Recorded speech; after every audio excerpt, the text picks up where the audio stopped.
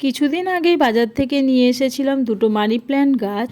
আর আজকে এই গাছ দুটোকে আমি করে নেব পটিং। এই গাছগুলোকে লাগানোর জন্য আমি একটা প্লাস্টিকের টব নিয়েছি আর কিছু মাটির টব ভাঙা নিয়েছি, কারণ এই টবের যে ড্রেনেজ হোলগুলো আছে সেগুলোকে চাপা দেওয়ার জন্য এই মাটির টবের ভাঙা অংশগুলোকে আমি ব্যবহার করেছি। শীতকালে যে মাটি তৈরি করেছিলাম সেই মাটিগুলোকেই আমি এখানে এই গাছটা লাগানোর জন্য ব্যবহার করছি। আমার কাছে বেশ কয়েক ধরনের মানি প্ল্যান্ট গাছ রয়েছে। আজকে আমি মূলত ধরনের মানি প্ল্যান্ট গাছ লাগাবো।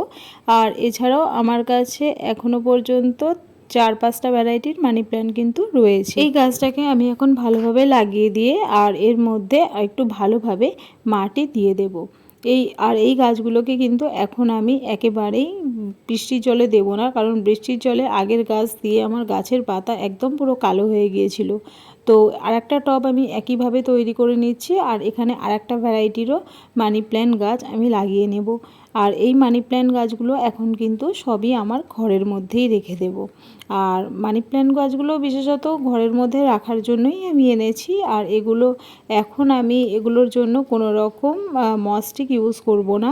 তো মোটামুটি দুটো গাছ লাগিয়ে দিলাম, পরে জল দিয়ে দেব।